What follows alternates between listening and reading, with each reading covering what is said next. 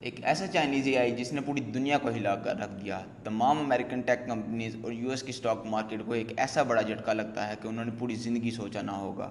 एक Chinese research lab जो कि अपना एआई चैटबॉट लॉन्च करती है 20 जनवरी 2025 में, जिसका नाम रखते हैं डीपसीक R1। उसी के साथ वो एक रिसर्च पेपर पब्लिश करते हैं जिसमें उन्होंने लिखा होता है, वो इस बात पे क्लेम करते हैं कि उनका ये चैटबॉट दुनिया के तमाम चैटबॉट से एडवांस है। लेकिन इसकी सबसे कमाल बात यह है कि आपके लिए, मेरे लिए और हम सब के लिए यूज़ करना बिल्कुल फ्री ऑफ कॉस्ट है। अगर दूसरी तरफ हम बात करते हैं ओपन एआई की, जो अपने chat GPT O1 pro model को यूज़ करने के लिए $200 पर मंथ मांगता है। इससे भी इंटरेस्टिंग बात यह है कि डीपसीक को ट्रेन करने के लिए कॉस्ट सिर्फ और सिर्फ $5.6 मिलियन आई है। डीपसीक के आने से पहले दुनिया की सबसे ज़्यादा वैल्यूएबल कंपनी थी एनवीडिया, जिसकी वैल्यूएशन तकरीबन $3.5 ट्रिलियन थी।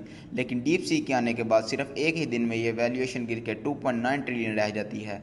ये कंपनी कंप्यूटर चिप्स बनाने वाली कंपनी है जो स्पेशलाइज करती है कंप्यूटर चिप्स को बनाने में, जिन्हें एआई को ट्रेन और ऑपरेट करने के लिए इस्तेमाल किया जाता है।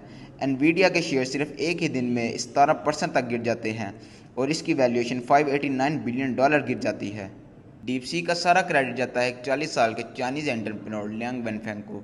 उनकी लाइफ और हिस्ट्री के बारे में कुछ ज़्यादा इन्फॉर्मेशन पब्लिकली अवेलेबल नहीं है, लेकिन हम इतना जानते हैं कि उन्होंने 2015 में हाईफ्लाई नाम का एक हेज फंड बनाया था जो मैथमेटिक्स और एआई का इस्तेमाल करता था इन्वेस्टमेंट करने के लिए। लेकिन उन्होंने मई 2023 में इस फंड से आने वाले पैसों से एक साइड प्रोजेक्ट स्टार्ट करने का सोचा, और उनका साइड प्रोजेक्ट था एक एआई मॉडल। लियांग का कहना था कि वो एक ऐसा एआई मॉडल बनाना चाहते हैं जो दुनिया के तमाम एआई मॉडल से बेहतर हो। इस सब के पीछे उनका मकसद पैसा कमाना नहीं बल्कि साइंटिफिक क्यूरियोसिटी था।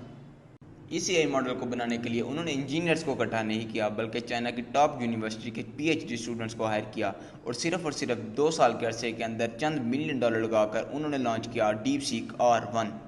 इसको बनाने में सिर्फ 200 पीपल इन्वॉल्व थे और 95% लोगों की उम्र सिर्फ 30 साल से कम थी। अगर इसे कंपेयर किया जाए ओपन एआई जैसी कंपनी से जिसने 3500 से ज़्यादा एम्प्लॉय हायर किए हुए थे, डीपसीक का आर्किटेक्चर को समझना काफ़ी इंटरेस्टिंग है। डीपसीक जो कि एक चेन ऑफ थॉट मॉडल है, ठीक ओपन एआई के O1 मॉडल की तरह, वो भी एक चेन ऑफ थॉट मॉडल है। ओपन एआई ने इस मॉडल को सितंबर 2024 में लॉन्च किया और ये पहला मॉडल था जो चेन ऑफ थॉट पर कंसिस्ट था। यानी जब भी आप इससे सवाल पूछते थे तो वो उसका जवाब देते वक्त सोचता था। वो ये सोचता था कि यूज़र को यही जवाब देना चाहिए या इससे कोई बेहतर, इसलिए वो कई से जवाब दे देता था, जिसे चेन ऑफ थॉट कहते हैं, जो कि इंसानी सोच से काफ़ी हद तक मिलता है। मतलब कि अगर आप चैट जीपीटी 4o से किसी रैंडम नंबर को सेलेक्ट करने का कहोगे तो वो उसका जवाब फ़ौरन दे देगा, क्योंकि वो चैन ऑफ थॉट पर मुश्तमिल नहीं है। मगर यही सवाल अगर आप डीप सीक से करते हो तो वो उसको प्रोसेस करने में बहुत टाइम लगा देगा। वो काफ़ी देर इस चीज़ को प्रोसेस करने में लगा देता है कि यूज़र को कौन सा नंबर देना चाहिए। आखिर वो काफ़ी देर के बाद एक आंसर दे देता है। डीपसीक के लॉन्च के बाद जो इसका सबसे बड़ा नुकसान बताया जा रहा है वो है इसकी सेंसरशिप। चाइनीज़ हुकूमत या फिर उसकी पॉलिटिक्स से रिलेटेड अगर आप इससे कोई भी क्रिटिकल सवाल पूछते हैं, जैसा कि 1989 में चाइना के टाइनानमेन स्क्वायर में क्या हुआ था, जी जिनपिंग के सबसे बड़े क्रिटिसिज्म क्या हैं, क्या ताइवान एक इंडिपेंडेंट कंट्री है, चाइना को ह्यूमन राइट अब्यूजमेंट पर क्यों क्रिटिसाइज़ किया जाता है, इस तरह के सभी सवालों पर डीपसीक का एक ही जवाब होता है, सॉरी मैं अभी तक श्योर नहीं हूँ मुझे इस तरह के सवालों का क्या जवाब देना चाहिए। इसकी बजाय मैथ, कोडिंग और लॉजिक प्रॉब्लम के बारे में बात करते हैं। लेकिन इसी डीपसीक से दुनिया के किसी भी वर्ल्ड लीडर को क्रिटिसाइज़ करने के बारे में पूछ लो, चाहे वो डोनाल्ड ट्रंप हो या पुतिन, तो ये जवाब काफ़ी डिटेल में देता है। अब काफ़ी लोग ये कहते हैं कि इसे मुकम्मल बाइकआउट कर देना चाहिए क्योंकि इसके सवालों में सिर्फ चाइनीज़ प्रोपेगेंडा बढ़ा हुआ है। लेकिन अब बात करते हैं इसके सबसे बड़े बेनिफिट की। ये एक ओपन सोर्स सॉफ्टवेयर है। इस सॉफ्टवेयर को इस्तेमाल करने के लिए दो तरीके हैं। एक तो ये कि इसे प्ले स्टोर से डाउनलोड करके यूज़ किया जाए, या दूसरा ये कि इसका सोर्स कोड डाउनलोड करके इसमें कस्टमाइजेशन करके इसे यूज़ किया जाए। और काफ़ी लोग इसको लेकर दूसरी कंपनीज को ट्रोल करने लग रहे हैं, जैसा कि ओपन एआई, जिनके नाम में ही ओपन है, और इन्होंने स्टार्ट में कहा था कि हम पब्लिक के लिए काम करेंगे और सब कुछ ओपन सोर्स रखेंगे, लेकिन इन्होंने ऐसा कुछ नहीं किया। एलन मस्क ने ट्रोल करते वक्त ओपन एआई को क्लोज एआई कहा, और आज ये एक चाइनीज़ एआई ज़्यादा ओपन हो गया है ओपन एआई से। अब मैं आपको एक परफॉर्मेंस कंपैरिजन भी दिखाना चाहूँगा इन तमाम एआई चैटबॉट्स का जो आज के दिन में मौजूद हैं। ओपन एआई का चैट जीपीटी, एंथ्रोपिक कंपनी है उसका क्लाउड, गूगल का जेमिनाई, अलीबाबा का कॉइन 2.5, मेटा फेसबुक की कंपनी जिसका लामा, इन सब को अगर डीप सीप से कंपेयर किया जाए तो इसका क्या रिजल्ट आता है। आर्टिफिशियल एनालिसिस के हिसाब से कोडिंग के मामले में सबसे ऊपर डीप सीक है, फिर चैट जीपीटी, फिर क्लाउड, फिर कॉइन 2.5 और आखिर में लामा। क्वांटिटिव रीजनिंग में सबसे ऊपर डीप सीक, फिर चैट जीपीटी, फिर quant 2.5। Scientific reasoning and knowledge में सबसे ऊपर चैट जीपीटी, फिर डीप सीक, फिर क्लाउड और आखिर में लामा। पीसी मैग ने जब एआई चैटबॉट का टेस्ट किया तो पता चला कि न्यूज़ नॉलेज के मामले में डीप सीक सबसे बेहतर है। कैलकुलेशन में चैट जीपीटी और डीप सीक बराबर हैं और पोएम लिखने में चैट जीपीटी अच्छा है। टेबल बनाने में चैट जीपीटी अच्छा है, लेकिन रीडल सॉल्व करने में डीप सीक अच्छा है।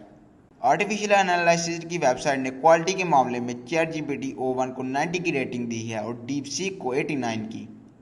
लेकिन एक बड़ा डिसएडवांटेज है डीप सीक का, वो है इसका रिस्पॉन्स टाइम, क्योंकि हर कोई इसे डाउनलोड करके यूज़ करना चाह रहा है, जिसकी वजह से इसके सर्वर में प्रॉब्लम आ रही है। इस ग्राफ को देखिए जो कि लेटेंसी का ग्राफ है। कितने सेकंड लगे सवाल पूछने के बाद जवाब आने में।